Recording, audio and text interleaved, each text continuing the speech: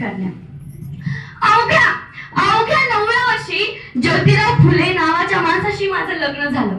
आणि हळूहळू कळायला लागलं, ज्या माणसाशी माझं लग्न झालंय तो सर्वसाधारण माणूस नाही, तर या जगाला ऊर्जा देणारा एक क्रांती सूर्य आहे. आधीच्या काळात बायकांना उंबरावर लावण्याची पद्धत नव्हती. बाईच्या जातीने कसं आपण बरं, आपलं घर बरं आणि घरातली माणसं, स्त्री पुरुष उच्च नीच असा लय भेदभाव होता. आणि या सगळ्यांवर एकच मार्ग होता, तो म्हणजे शिक्षण.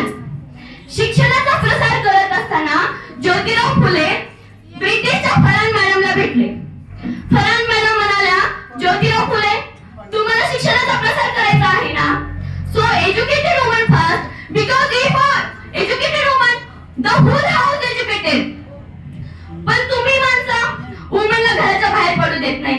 झालं, ते घरी आले आणि पाटी पेन्सिल घेऊन आले आणि मला म्हणाले, सावित्री म्या शिकवणार तुला. आणि सुरू झाला अभ्यास. काना, मात्रा, आकार, उकार, वेलांटी, बेग बे, बे 2 4, बे 3 6 हा एकच ध्यास. आणि अशातच 1 जानेवारी, होय शनिवारी 1 जानेवारी 1848 ला आम्ही पुण्यातील भिडेवाड्यामध्ये मुलींची पहिली शाळा सुरू केली. आणि मी पहिली शिक्षिका, मुख्याध्यापिका सुद्धा. शरपणासारखं जगलात तर काम तमाम होईल आणि वाघासारखं जगलात तर नाव होईल. पण समाज मात्र धर्म बुडाला म्हणून कलखोई सुरू. अहो, सर्वसाधारण माणूस शिक्षण घेतो, सर्वसाधारण माणूस शिक्षण घेतलो म्हणून धर्म बुडतो का? म्हणून धर्म बुडतो का? शाळेत जाताना चिखल फेकलं, मी सहन केला. दगड मारला, मी सहन केलं. शेण फेकलं तरीही मी सहन केलं. पण आता मात्र माझ्या सहनशीलतेचा अंत झालाय.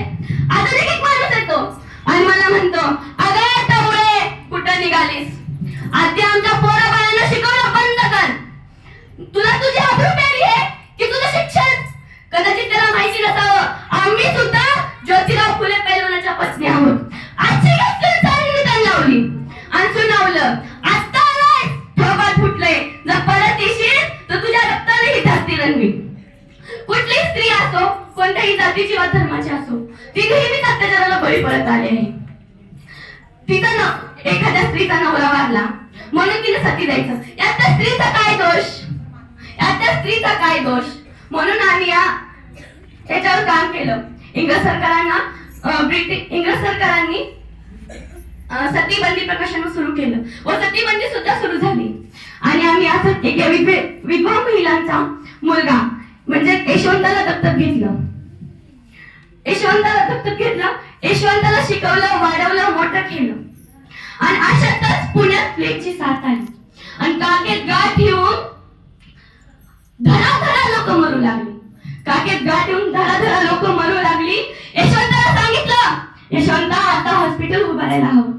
हॉस्पिटल उभारलं, रुग्णाचा उपचार करू लागलो.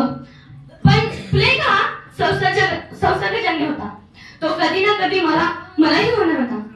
त्यामुळे मुळीच आम्ही जगलोच ना समाजासाठी. जर मरण पत्करावं लागलं म्हणून मरणात तुझं स्वागत आहे. बघता बघता आम्ही सावित्री माई झाली आणि बघता बघता 18 शाळा उभारल्या. आणि सती प्रथा, केशवपण या सर्वांवर आम्ही मात केलो. कारण आनंद होता तो आयाबायांना शिकण्याचा.